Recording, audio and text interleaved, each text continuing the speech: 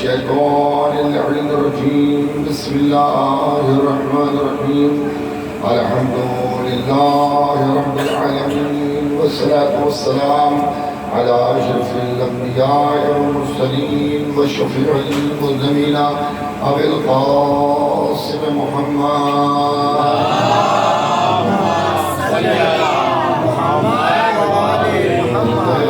الطيبين الطاهرين المعصومين المظلومين من يومنا هذا إلى قيام يوم الدين لما بعد فقد قال الله سبحانه تبارك وتعالى بسم الله الرحمن الرحيم قم فاطمة وعبدها وبالها وبنوها صلوات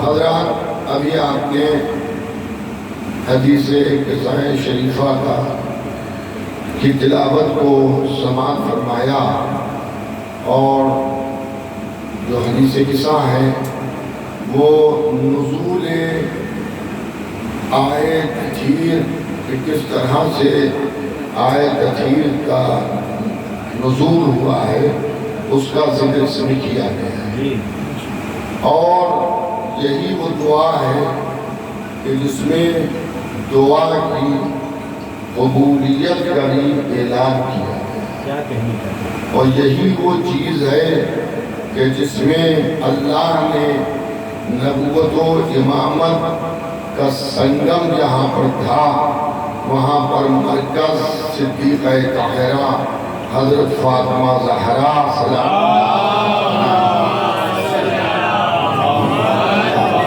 صاف لفظوں میں قدرت نے ملائکہ کے سامنے اعلان کر دیا کہ ہم فاطمہ و ابوہا و بالوہا و بنوہا ہونا تو یہ چاہیے تھا کہ نبی کے ذریعے تعارف ہوتا کہ اس میں نبی محمد ہیں اور ان کی بیٹی ہیں ان کے داماد علی ہیں اور ان کے نواسے حسن حسین لیکن قدرت یہ بتانا چاہتی ہے کہ چاہے رسالت والا ہو چاہے امامت والا ہو اسے رضائے صدیقہ طاہرہ ضروری ہے اگر وہ فاطمہ زہرا کو راضی نہیں رکھتا ہے تو پھر وہ نہ رسول والا ہے نہ وہ علی والا ہے اب تاریخ میں آپ خود پوچھ لیجئے کہ کس سے فاطمہ راضی ہیں اور کس سے بی بی ناراض ہیں جس سے بھی بی بی ناراض ہیں وہ نہ رسول والا ہے نہ علی والا تو جب وہ رسول والا ہی نہیں ہے تو جانشین رسول ہونے کا کوئی سوال بھی نہیں جانشین رسول ہونے کا سوال بھی نہیں ہے اور پھر اسی میں یہ بھی بتایا جا رہا ہے کہ طبی طہارت کی ضمانت اللہ نے دی ہے طبی طہارت کی ضمانت اللہ نے دی ہے لیکن میں کوئی فساد والی بات یا مطلب کسی پہ تنقید کا کوئی معاملہ نہیں کر رہا ہوں لیکن جو حقیقت ہے اسے انکار آیت تطہیر نازل ہوئی بی بی زہرا کے گھر میں اور وہ چادر کے نیچے رسول تھے مولا علی تھے بی بی زہرا تھی امام حسن تھے اور امام حسین تھے اور جبرائیل آیت لے کے آئے اور وہ آیت قرآن کی آیت ہے یہ حدیث قصہ ہے یہ پوری قرآن نہیں ہے لیکن جو نزول کا طریقہ ہے وہ حدیث قصہ ہے اور آیت ہے بسم اللہ الرحمن الرحیم انما یرید اللہ لیذھب عنکم الرجس اہل البیت ویطہرکم تطہیرا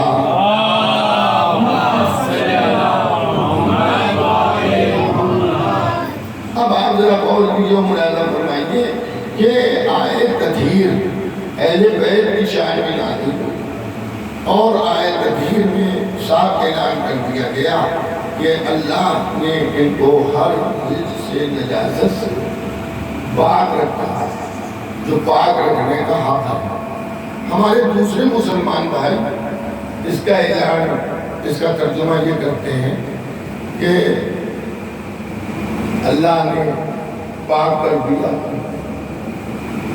ہمارے یہاں جو وہ پاک تھے اعلان تطہیر ہوا ہے، طہارت کا اعلان کیا گیا ہے۔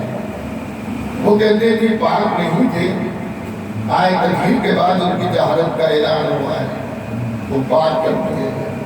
عزیزان گرامی، چلیے دونوں ترجموں کو ہم سمجھتے ہیں، لیکن ایک بات بتائیے، اس میں ذکر اہل بیت کا ہے نا، وہ پاک ہوں یا پاک کر دیے گئے ہوں آپ کے بقول، کسی صحابی کا ذکر تو نہیں ہے۔ اس کا مطلب یہ ہے کہ صحابی سے غلطی کا امکان ہے اور اہل بیت سے غلطی کا امکان نہیں ہے۔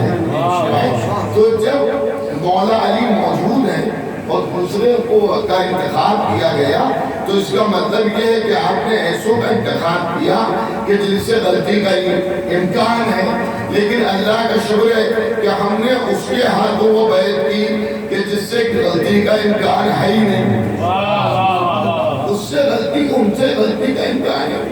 اب انہوں نے یہ کہا کہ دیکھیے اعلان پاکی تو ہوتا ہے، جو چیز ناپاک ہوتی ہے اسے پاک کیا جاتا ہے، کوئی دلیلیں پیش ہے، ان کا نام ہاتھ نجس ہے اسے پاک کر دیا، اعلان تطہیر ہو گیا، پاک ہو گیا۔ کپڑا نجس ہوا آپ نے اسے پاک کر دیا، نعوذ باللہ ان کا مطلب یہ تھا کہ پاک آئے تطہیر کے بعد ہو۔ تو ہم بخاری شریف کو پڑھتے ہیں تو بخاری شریف میں ہمیں معراج نبی کا واقعہ ملتا ہے کہ جب نبی آسمانوں کی بلندیوں میں گئے ہیں اور کعبہ قوسین اور ادنا تک پہنچے ہیں، بہت توجہ سنیے گا، وہاں تک پہنچے ہیں تو آواز قدرت آئی جبرائیل کہ خزانہ نبوت سے مہر نبوت نکالو اور نکال کے اسے نہر سلسبیل میں 7 مرتبہ غوطہ دو اور غوطہ دے کے ہمارے نبی کے کانوں پر لگا دو۔ اب میں پوچھتا ہوں کہ جبرائیل کے ہاتھ نجس تھے یا خزانہ جنت نجس تھا یا مہر نبوت نجس تھی جو نہر سلسبیل میں 7 غوطے دیے جا رہے ہیں؟ بھئی آپ کا نظریہ ہے نا کہ جو نجس ہوتا ہے اسے پاک کیا جاتا ہے، تو اس میں سے کون سی چیز پاک کی؟ لوگ منہ پیٹنے لگے توبہ توبہ، نہ جبرائیل کے ہاتھ نجس تھے، نہ خزانہ جنت نجس تھا، نہ مہر نبوت نجس تھی، تو اسے پاک کیوں کیا گیا؟ اس کے پاک کرنے کا سبب کیا تھا؟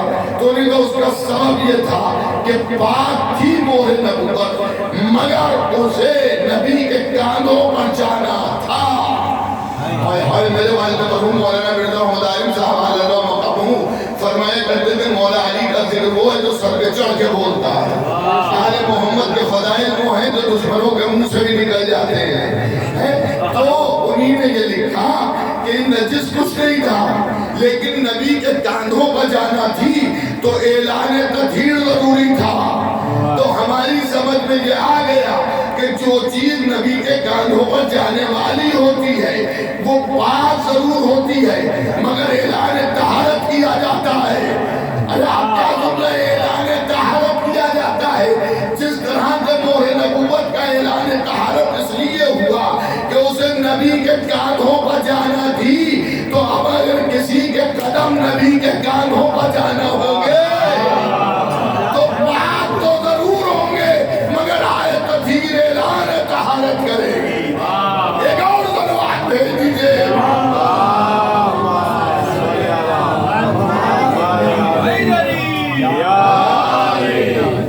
ایک اور بلند تر صلوات بھیج دیجئے محمد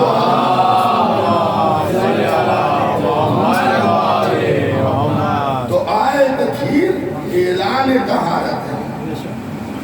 یہ نہ سمجھئے گا کہ اس دن پاک کیے گئے، یہ ہمیشہ سے پاک تھے، پاک ہیں اور پاک رہیں گے، بلکہ یہ ایسے پاک ہیں کہ ان اہل بیت پاک کی محبت جب ہمارے جیسے انسان کے دل میں آ جاتی ہے تو یہ ہمیں بھی پاک کر دیتی ہے۔ ایک اور صلوات دے دے گا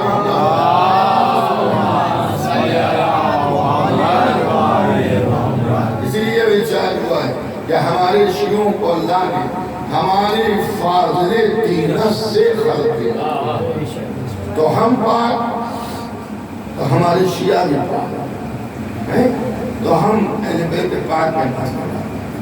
اگر دیکھیے قرآن کرے نجاست کو دور رکھا، بے شک یہ ہم آپ کا دور نہیں ہے. یا ہم نے کہہ دیا تھا لکھنؤ بہت دور ہے مثال کے طور پر، قرآن کا دور کتنا دور ہے؟ پہلے قرآن کے قریب کو سمجھ لیجئے تو قرآن کا دور سمجھ میں آ جائے. جہاں پر بھی قرآن میں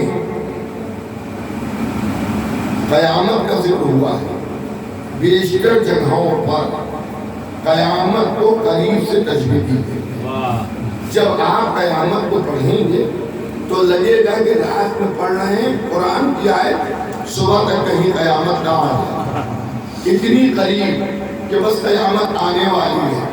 لیکن جسے قرآن نے قریب کہا ہے 1400 برس ہو گئے ابھی تک قریب نہیں آئی. توجہ رکھیے گا، جسے قرآن نے قریب کہا ہے تو ابھی تک قریب نہیں آئی. تو جسے قرآن نے دور کر دیا ہو وہ کہاں قریب آنے والی ہے؟ ایک اور صلوات بھیجیے گا محمد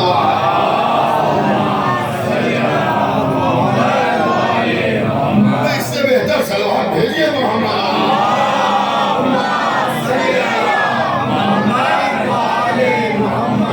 میرے اس سفر کی 1445 ہجری کے محرم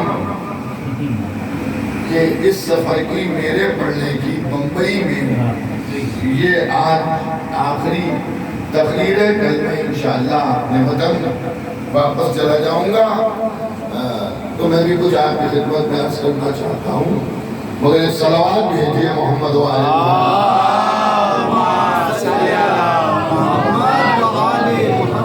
جب کہ میں بمبئی آ گیا تھا 1444 27 ذیلحج کو میں یہاں حاضر ہوا تھا، اور تب سے ماشاءاللہ مولا کا کرم ہے کہ مسلسل مجالس چل رہی ہیں، آپ لوگوں کی محبت ہے.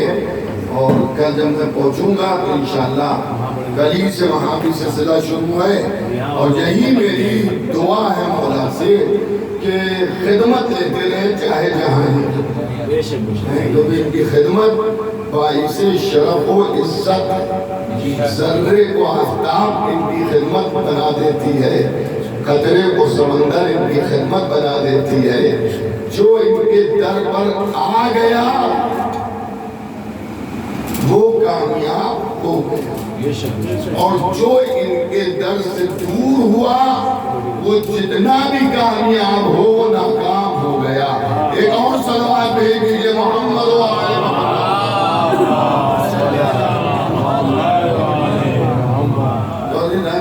برادران ایمانی محبان اہل بیت پیغمبر، حضرتاران امام مظلوم کربلا، محبان اہل بیت، خدا آپ کو ہمیشہ صحت و سلامتی تندرستی طول عمر عطا فرمائے، اور ہر عزادار کو پروردگار ہمیشہ اپنی حفاظت میں رکھے، اور ولایت آل محمد میں ہمارے دلوں میں دن دونی رات چوگنی برکت ہوتی رہے اور اضافہ ہوتا رہے، اور کبھی بھی آل محمد کی محبت اور امام کی عزاداری ہمارے دلوں سے کم نہ ہو، اور ہم آخری دم تک اور آخری سانس تک آل محمد کا ذکر کرتے رہیں، اور زندگی میں بھی ذکر کرتے رہیں، اور مرنے کے بعد بھی اللہ ہمیں یہ توفیق دے کہ ہم آل محمد کا ذکر کریں. ایک اور صلوات بھیجیے گا. عزیزان گرامی، برادران ایمانی، محبان اہل بیت پیغمبر، حضرتان امام مظلوم کربلا، تو یہ جو حدیث کسائی شریفہ ہے یہ اعلان کر رہی ہے آل محمد کی طہارت کا، آل محمد کی طہارت کا اعلان کر رہی ہے. عزیزان گرامی، صحابہ میں اور اہل بیت پیغمبر میں ایک فرق یہ بھی ہے کہ ان کی طہارت کا اعلان ہو رہا ہے، ذمہ داری لی جا رہی ہے. کون ذمہ داری لے رہا ہے؟ قدرت ذمہ داری لے رہی ہے کہ ان سے کوئی بھی رزق، کوئی بھی برائی، کوئی بھی عیب، کوئی بھی نجاست ان کے قریب نہیں آ سکتی ہے. قریب نہیں آ سکتی ہے۔ اسی لیے امام معصوم کا ایک ارشاد ہے، اور جس میں وہ ارشاد فرما رہے ہیں کہ دیکھو اگر کوئی میرا دشمن ہے، اسے ساری دنیا جنت، اسے ساری دنیا سونے کی بنا کے دے دی جائے تو وہ میرا دشمن نہیں، میرا دوست نہیں ہو سکتا ہے۔ اگر کسی میرے دشمن کو ساری دنیا سونے کی بنا کے دے دی جائے تو میرا دوست نہیں ہو سکتا ہے، اور اگر میرے دوست کی بوٹیاں قینچی سے کتر دی جائیں تب بھی وہ میرا دشمن نہیں ہوگا۔ یہ بھی آیت تطہیر کا کمال ہے کہ نجاست کو قریب نہیں آنے دے گی، طہارت کو دور نہیں جانے دے گی۔ ایک اور تلوار بھیج دیجئے محمد۔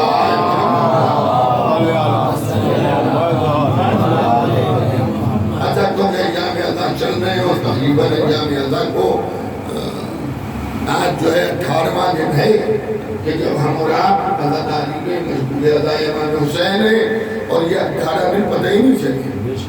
لگتا ہے ابھی محرم کا چاند ہوا ہے اور 18 دن گزر گئے، اور یہ دن بہت جلدی جلدی جو ہے وہ گزرتے جاتے ہیں۔ تو عزیزان گرامی کبھی یہ نہ سوچیے گا کہ ہم نے بہت مجلسیں پڑھ لی، اور ہم نے بہت مجلسیں کر لی، اور ہم نے بہت شبداریاں کر لی، یہ کچھ کبھی ذہن میں آئے کہ شیطان پر لاہور بھیج دیا گیا، اور مولا سے دعا کیجیے مولا اس طرح کے خیالات سے ہمارے دل و دماغ کو پاک رکھے۔ کبھی یہ نہ سوچیے گا کہ ہم نے نعوذ باللہ ان پر احسان کر دیا۔ مجلسوں میں آ کے میں تو اس کو بھی نہیں مانتا ہوں کہ ہم یہ کہیں کہ ہم نہ ہوتے تو عزاداری کون کرتا۔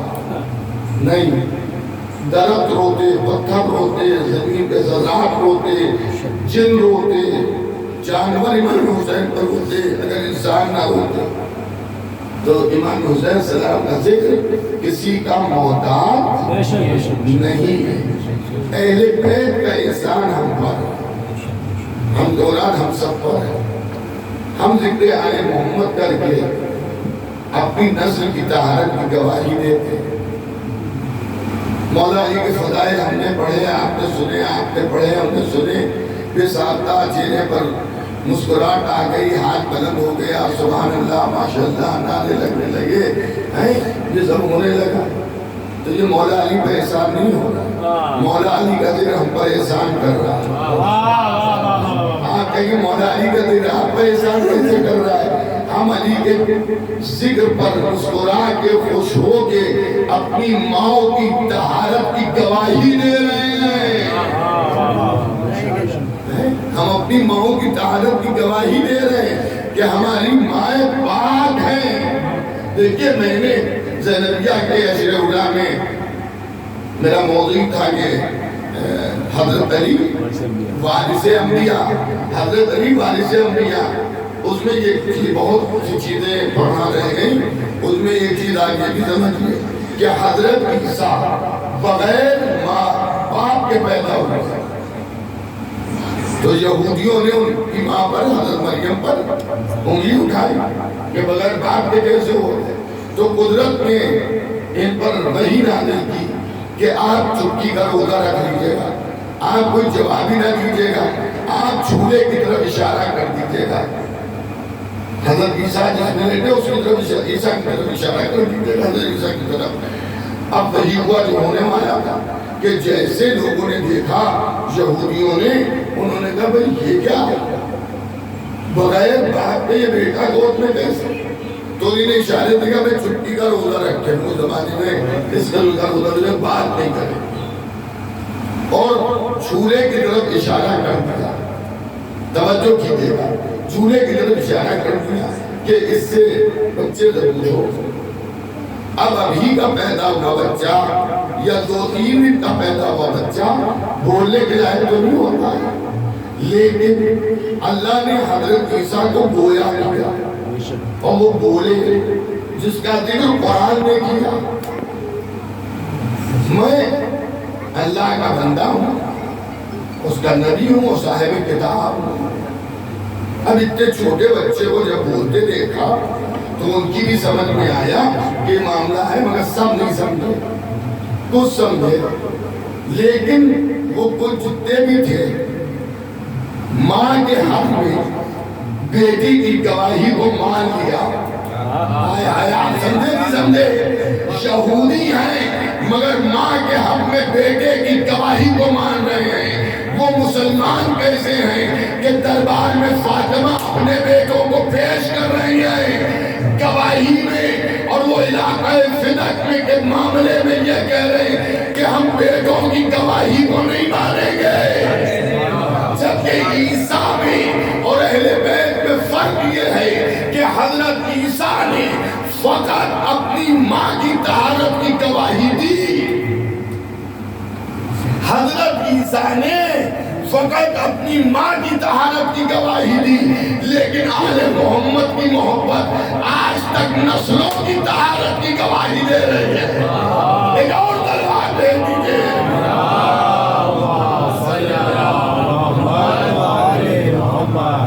نسلوں کی طہارت کی گواہی دے۔ یا تو حدیثوں کو ماننا چھوڑ دیجئے، اور اگر مانتے حدیثوں کو تو سبھی حدیثوں میں، بہت سی حدیثوں میں یہ ذکر کیا گیا ہے کہ یعنی آپ کو دوست وہی رکھے گا کہ جو حلال زادہ ہوگا، جس کا خون پاک ہوگا، جس کی نسل پاک ہوگا، تو ہم اہل بیت پاک کو مانتے ہیں۔ اب سامنے والا کہتا ہے ہم بھی اہل بیت کو مانتے ہیں، اب یہ تو باقاعدہ لوگ کہتے ہیں ہم بھی اہل بیت کو مانتے ہیں، ہم بھی اہل بیت کو مانتے ہیں، تو ہم بھی کہتے ہیں کہ آپ بھی مانتے ہیں، کہتے ہیں ہم مانتے ہیں مگر آپ کی طرف سے نہیں مانتے، ہماری طرف سے کیا ہے کہ ہم سبیل نہیں لگاتے، مثلا ہم کالے کپڑے نہیں پہنتے، ہم تو حدی ماتم نہیں کرتے، ہم علم کو نہیں دیکھتے، ہم علم نہیں اٹھاتے، تو یہ کیوں نہیں کرتے ہیں؟ انہوں نے سب نے دکھاوا ہے، یہ آپ جو بول رہے ہیں، یہ جو کپڑے پہنے ڈالے، یہ جو سبیلے لگا رہے ہیں، زلزلہ برآمد کر رہے ہیں، یہ سب دکھاوا ہے، اور اہل بیت کو دل سے مانو، دکھاوا نہ کرو۔ تو ہم کہتے ہیں اہل بیت کو دل سے کیوں مانو؟ اہل بیت کے خدا کو بھی دل سے مانو، اللہ کو بھی دل سے مانو۔ کیا اس کا مطلب کیا ہے؟ ہم نے کہا اللہ کو دل سے مانو، نماز نہ پڑھو، اللہ کو دل سے مانو، روزہ نہ رکھو، اللہ کو دل سے مانو، زکات نہ دو، اللہ کو دل سے مانو، یہ لمبی سی ریش مبارک نہ رکھو، اللہ کو دل سے مانو، مسجد کی تعمیر نہ کرو، اللہ کو دل سے مانو، قرآن کی تلاوت نہ کرو۔ کہا یہ کس مولوی کو پکڑ کے نہیں آیا؟ یہ کیا کہہ رہا ہے؟ ارے ہم مسلمان ہیں، اللہ والے ہیں، ہمیں نماز پڑھنا ہے، ہمیں روزہ رکھنا ہے، کوئی دل سے مانویے دکھانے کی ضرورت کیا ہے کہ آپ مسلمان ہیں؟ یا نہیں، اللہ سے جسے محبت ہے، ثبوت محبت کے لیے اسے نماز پڑھنا ضروری ہے، روزہ رکھنا ضروری ہے، زکات دینا ضروری ہے، حج کرنا ضروری ہے۔ بس اسی زاویے پر ہم بھی آپ سے یہ کہتے ہیں کہ اگر اہل بیت کو مانتے ہیں تو حسین کی عزاداری کرنا ضروری ہے، علم کا اٹھانا ضروری ہے، سبیل کا لگانا ضروری ہے۔ ایک اور تلوار بھیجیے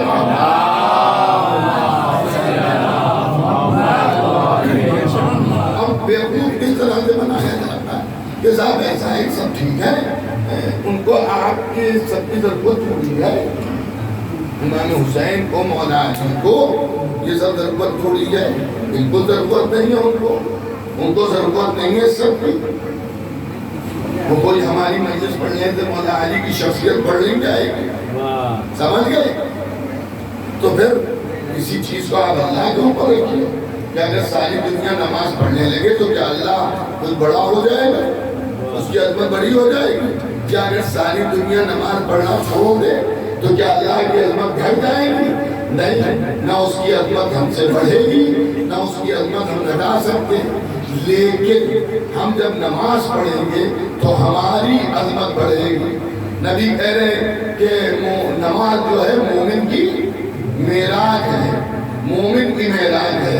نماز کیا ہے؟ مومن کی معراج ہے۔ تو ہمیں بلندی مل رہی ہے نا نماز پڑھ کے، اسی طرح سے اہل بیت کو ہماری ضرورت نہیں ہے، لیکن جب ہم محبت اہل بیت کرتے ہیں اور اس کا اظہار ان کے فضائل میں خوش ہو کر اور ان کے مسائل میں غمگین ہو کر لوگوں کو بتاتے ہیں کہ ہم اہل بیت کے چاہنے والے ہیں، تو ملائکہ کے درمیان ہم صاحب ایمان کہلاتے ہیں، ہمیں ایمان کی سند ملتی ہے، اور جو جتنا محبت اہل بیت میں اتر جائے اتنی اس کی بلندی ہے۔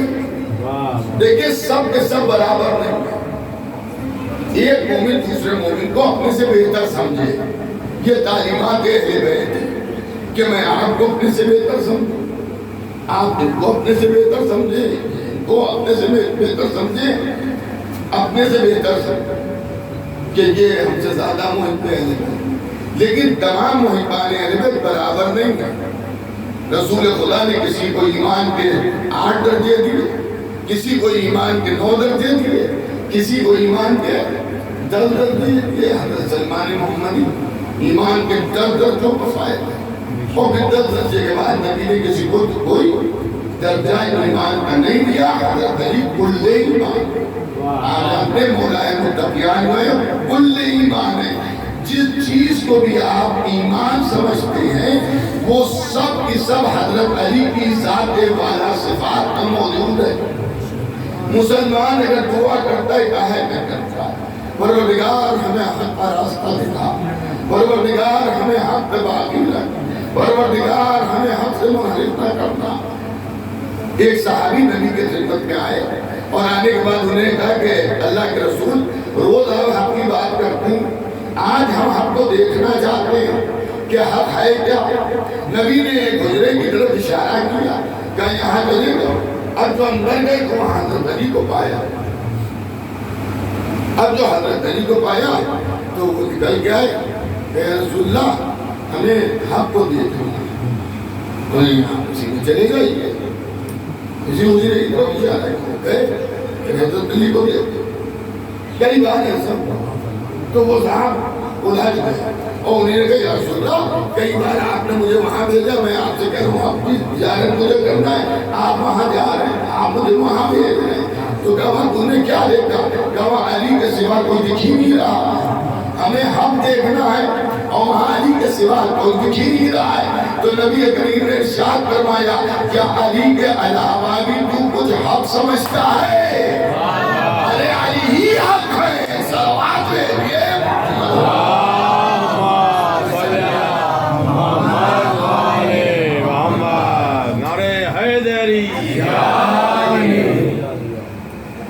تو علی کی ذات جو ہے مولا علی علیہ السلام کی وہی حق۔ ہم لوگ اتنے لوگ یہاں آئے مجلس میں جمع ہوئے اور اس میں سب ساتھ تو نہیں ہے،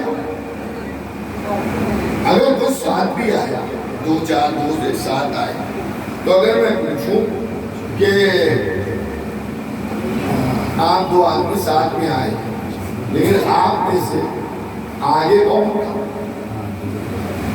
بھئی میں آیا میٹنگ میں، پہلی بار میں آیا کہ مجھے نہیں معلوم کتنا فلور ہے، فلیٹ کہاں پر ہے، تب ایک آدمی آگے چل رہا تھا، اس نے ساتھ لفٹ میں داخل ہوئے تو انہیں 5th فلور دبا دیا تو سمجھ میں آ گیا 5ویں منزل۔ اوپر آئے تو کئی فلیٹ ہیں، کون سا فلیٹ تو آگے بڑھے۔ حضرت علی میں اور دوسروں میں ایک فرق یہ بھی ہے کہ دوسرے حق کے پیچھے چلنے کی دعا کرتے ہیں لیکن حق علی کے پیچھے چل رہا ہے۔ آپ کہیں گے حق علی کے پیچھے کیسے چل رہا ہے؟ نبی کریم نے کیا دعا مانگی؟ اللہم اہدنا الحق حیث ما دار علی، پروردگار حق کو ادھر موڑنا جدھر علی ہے، تو جو آگے ہوگا اسی کی تو اتباع آدمی کرے گا، جدھر وہ مڑے گا ادھر ہم مڑیں گے۔ تو حق کے قائد ہے علی، حق اس وقت تک ہے جب تک کہ وہ علی کے ساتھ رہے گا، اور جتنا بڑا حق بھی ہو اگر علی سے منحرف ہو جائے گا تو باطل بن جائے گا۔ ایک اور صلوات بھیج دیجئے محمد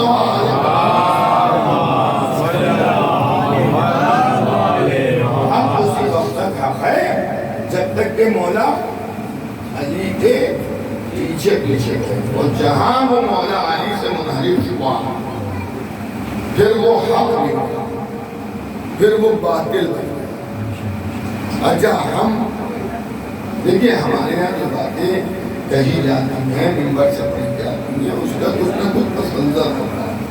مطلب یہ کہا جاتا ہے ایسا ہے کہ باوضو رہو، تو آدمی سوچتا ہے کہ کیا ہر وقت باوضو ہے، نماز پڑھ لیں گے وقت باوضو ہو جائیں گے، جتنی دیر وضو باقی ہے نہیں، کثرت وضو کے لیے ہم سے کہا جاتا ہے کہ زیادہ سے زیادہ وضو کرو۔ اس کے لیے حدیث بھی ہے کہ زیادہ وضو کرنے والا اسی طرح سے جیسے نور پر نور ہو جائے، یہاں اتنی لائٹیں جل رہی ہیں تو ایک بھی اگر جلے گی تو روشنی رہے، لیکن جتنی بڑھتی جائے گی اتنا نور بڑھتا رہے گا، لیکن باوضو رہنے سے ایک فائدہ ہو، نہ جانے کس وقت اپنے مولا سے ہماری ملاقات ہو جائے، کس وقت ملاقات ہو جائے، اس لیے کہ موت کا کوئی وقت نہیں ہے، موت کا یقین ضرور ہے سب کو، لیکن یہ نہیں معلوم ہے کب موت آ جائے۔ تو جب ہم مولا علی کو دیکھیں تو ہم باوضو ہو تو اچھی بات ہے نا، اس لیے سو باوضو زیادہ کثرت وضو کرو، خالی واجب وضو کر لیں، چہرے کو دھو لیں، کونیوں سے انگلیوں کے سروں تک دھو لیں، سر و پیر کا مسح کر لیں، یہ بھی آپ باوضو ہیں۔ وہ یہ کہتے ہیں کہ ان کو دیکھیے، یہ کہتے ہیں ہر مرنے والے کے سرانے علی آتا ہے، ہم کہتے ہیں ہر مرنے والے کے سرانے علی آتا ہے، وہ کہتے ہیں ہماری سمجھ میں نہیں آتا، تو اس کا نقد جواب یہ تمہاری سمجھ میں کیسے آئے گا، حق پر مرنا سیکھو تو علی کو دیکھو، حق پر مرنا سیکھیے تو علی آئے دکھائی دیں گے۔ مگر میں آپ کی خدمت میں عرض کروں کہ مولا علی کی ڈیوٹی میں فرائض ہے کہ جب بھی کوئی مرے گا تو علی اس کے سرانے آئیں گے، کا ایک علی کہاں جائیں گے، تو ہمیں یہ بتائیے موت کے فرشتے کتنے ہیں، ان کی گنتی بتائیے کہ کتنے ہیں، اتنے کروڑوں ساری دنیا میں انسان ہیں، تو کئی لاکھ کئی کروڑ فرشتے ہیں جو موت کے وقت آتے ہیں اور ان کو قبض کرتے ہیں، کیا موت کا فرشتہ تو ایک ہی ہے؟ تو عجیب ہے بات، موت کا فرشتہ ایک ہونے کے باوجود ساری دنیا میں وہ روح قبض کرنے پہنچا ہے، اور جو ملائکہ کا استاد ہو اگر وہ آ رہا ہو تو آپ کی سمجھ میں نہیں آئے۔ حضرت علی ہر ایک کے ساتھ آج کل ایک طبقہ عبادتوں کی بیساکھی لے کر عزاداری پر تنقید کرتا ہے، جناب یہ ہوتا ہے وہ ہوتا ہے وہ ہوتا ہے، اخلاق نہیں ہے، وہ کردار نہیں ہے، وہ یہ نہیں ہے، وہ نہیں ہے، یہ آپ نے کس کی عزادار کی، کس کا ولی کی ہے؟ میں یہاں آیا 19 دن سے زیادہ ہو گئے مجھے موجود، لیکن میں کسی بھی ڈسکوری تو میں نے نہیں کی۔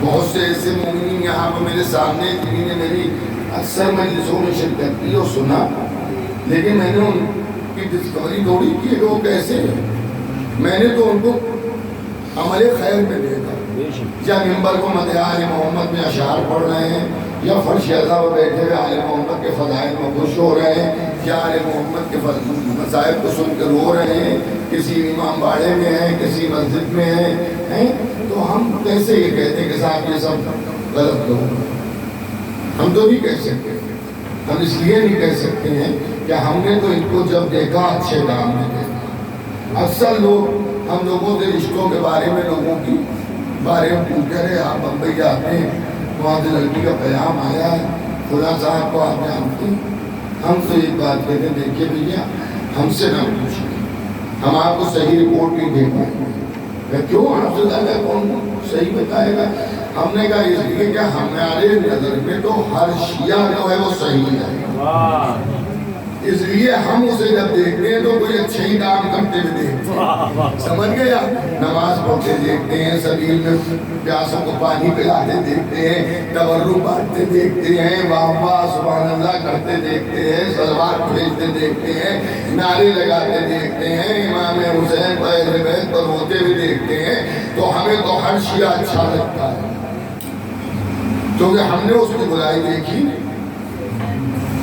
تو آپ یہ بات ہم سے نہ پوچھیں، اسے آپ کو معلومات کیجیے چاہیے، ہمارے سامنے تو ہر شیعہ جو بھی آیا ہے وہ برا نہیں، اور وہ سب اچھے ہیں کیونکہ اچھا کام کرتے ہیں، انہیں دیے گئے ہیں۔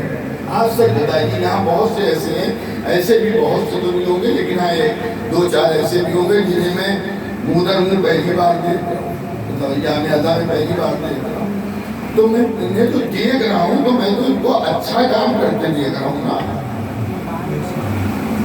ہم نے تو ایمانداری یہ بھی دیکھی کہ آدمی کو اگر تبرک مل جاتا ہے اور اس نے کسی بیگ میں رکھ لیا یا جیب میں رکھ لیا اور پھر دوبارہ آدمی بھائی اسے تبرک دیا جا رہا ہے، تبرک لے لیے تو آدمی لے نہیں لیتا ہے، کہتا ہے مل گیا ہے، جی جی مل گیا ہے، جبکہ دینے والا دے رہا ہے تو اگر وہ لے لے تو کوئی وہ نہیں ہے حق، لیکن ایمانداری کا عالم یہ کہ آدمی کہتا ہے ہمیں مل گیا۔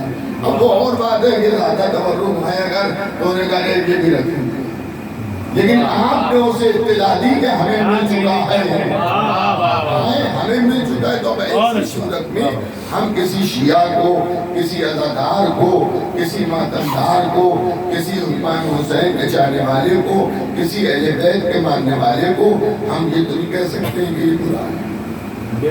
اور اگر مذہبی نقطہ نظر سے آپ دیکھیں تو میں کسی بھی غیر محب اہل بیت کو اچھا نہیں سمجھتا،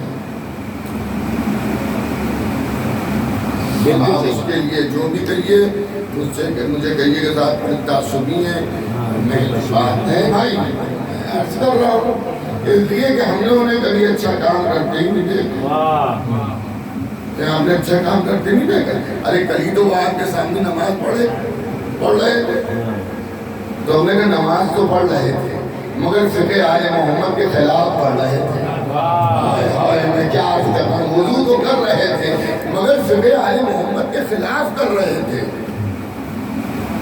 برا ماننے کی بات نہیں۔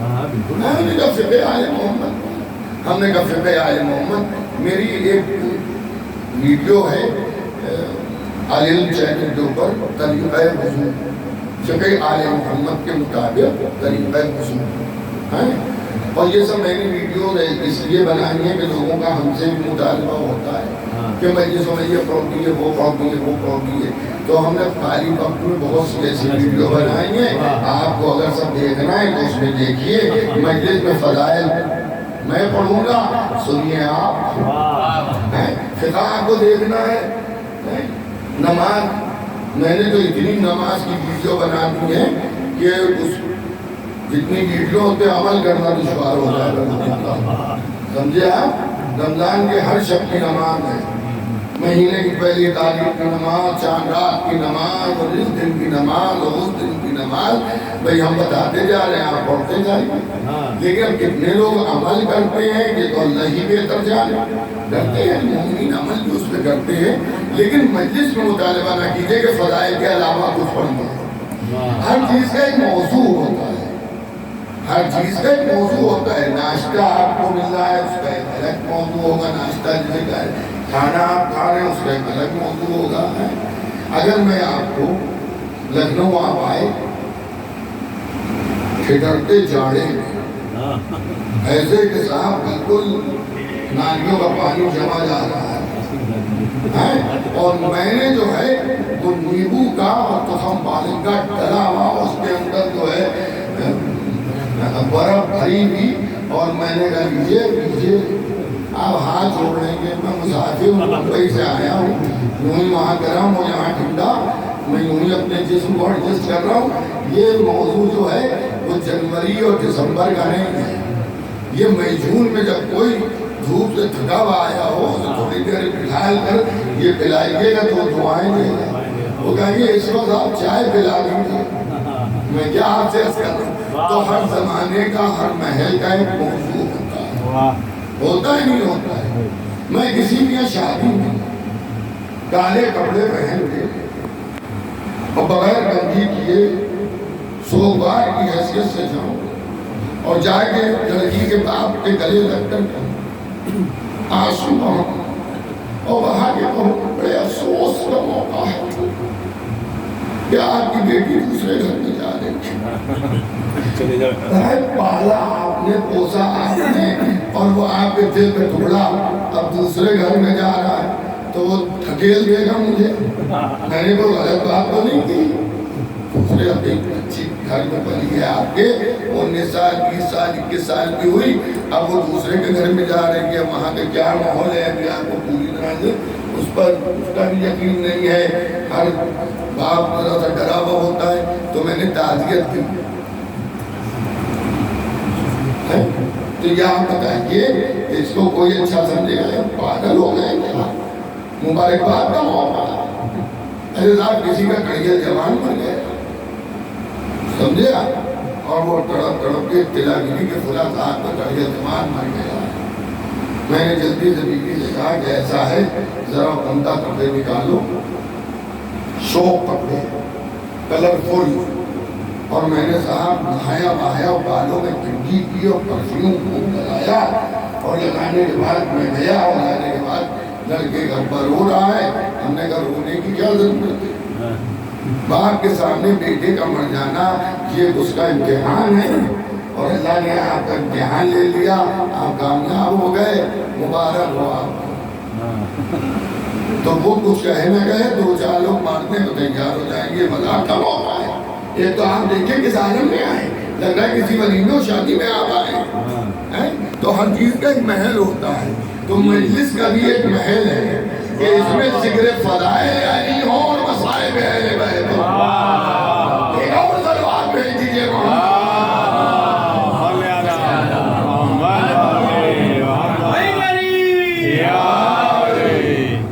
تو ہر چیز کا محل ہے.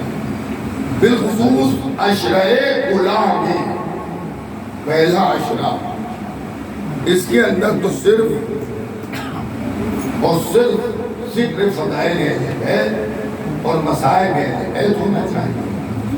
انہی چیزوں کے اندر آپ کچھ اخلاقیات کی باتیں ہوں تو ذکر فضائل کے ساتھ کر لیجیے، ذکر فضائل کو ہٹا کے نہ کیجیے، عزاداری کو ثبوت کر کے نہ کیجیے. عزاداری کا اپنا ایک مقام ہے، ایک بلندی ہے. عزاداروں کی ایک بلندی ہے، عزاداروں کا ایک مقام ہے. امام حسین کے جو عزادار ہیں، آپ حضرات جو ماتمدار ہیں، ان کا بہت بڑا مقام ہے، ان کی بہت بڑی بلندی ہے. میں نے کسی موقع پر عرض کیا تھا کہ ہمارے لیے عزاداروں کے لیے تو سب سے بڑا شرف یہی ہے کہ جناب سیدہ کا رومال پاک ہمارے آنسوؤں کو لے کے جاتا ہے.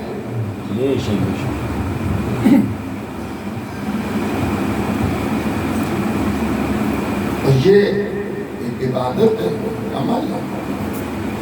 دیکھیے سامنے کی چیزیں ذرا سا ذہن میں زور دیجیے. نماز میں نے پڑھی، روزہ میں نے رکھا، زکوٰۃ میں نے دی، حج میں نے کیا، دین کے اوپر عمل کیا. یہ سب اعمال کون لے جاتا ہے؟ اس کے لیے کہ ملائکہ لے جاتے ہیں. اس کا ثواب ملائکہ لے جاتے ہیں.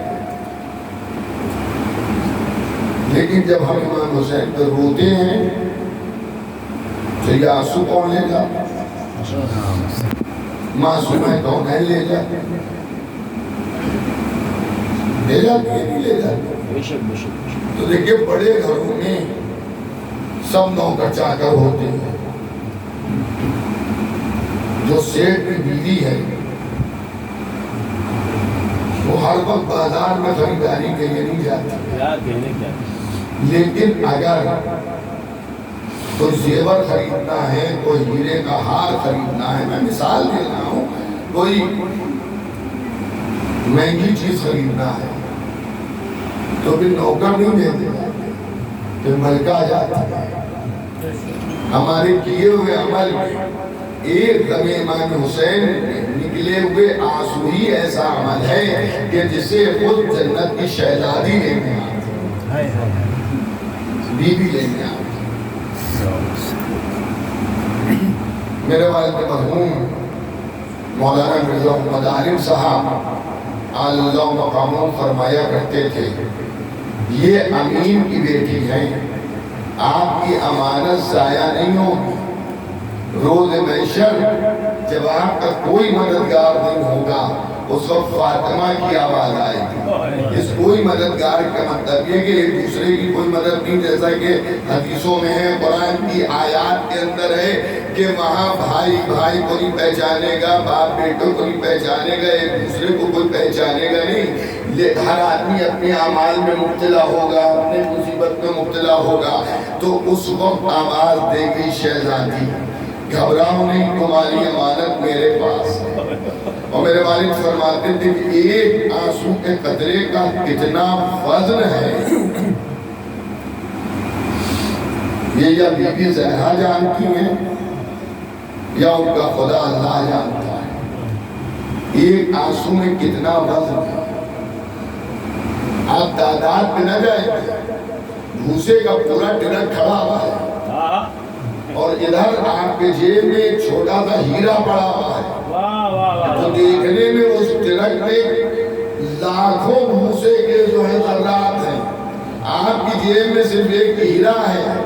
जब उसकी कीमत करवाई तो मालूम ये हुआ एक ट्रक क्या 1000 ट्रक भी खरीद लिए जाएं तब भी इस हीरे की कीमत बाकी रह जाएगी, बच जाएगी। तो ये ना कहिए एक आंसू का वजन कितना है, एक आंसू बड़ा वजन नहीं है कि आंसू कैसे जन्नत ले जाएगा। अरे आंसू जन्नत नहीं ले जाएगा, आले मोहम्मद की मोहब्बत जन्नत ले जाएगी। क्योंकि आंसू ऐरे गहरे नत्थु खैरे के लिए नहीं निकलता है, आंसू उसके लिए निकलता है जिससे मोहब्बत होती है, जिससे लगाव होता है। हमारी कौम रोनी पीटनी कौम नहीं है कि हर एक को देख के रोने लगे, हमारे शेर जैसे दिल है।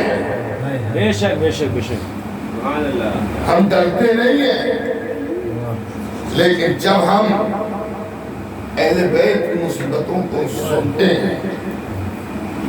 एक अंग्रेज ने तहकीक की तो उसने ये कहा कि साहब इनके क्या जो ओरेटर होता है वो बड़ा फनकार होता है, हंसते हुए मजमे को 2 मिनट में वो रुला देता है। अभी मजमा हंस रहा है, बाबा कर रहा है, नारे लगा रहा है, और 2 मिनट में वही मजमा जो है सर पीट रहा है, मुंह पीट रहा है, दानू पीट रहा है, सीना पीट रहा है, रोने लगता है। ये उसका फन है, वो गलत समझा। ये किसी खतीब जाकिर आलिम का फन नहीं है, ये इमाम हुसैन की मोहब्बत का कमाल है। जब मसाइब पढ़े जाते तो आंखों से आंसू के कतरे बहने लगते, और क्यों ना बहे, इसलिए कि उस मजलूम का मातम है कि जिसे रुला रुला के मारा। देखिए अजीजों, उमूमी तौर पर हम लोग ये सोचते हैं कि बड़ा अशरा हो गया, शरहुला हो गया, लेकिन अगर आप मोहब्बत की आंखों से देखें तो ये तमाम दिन जो हैं वो सब क़यामत के,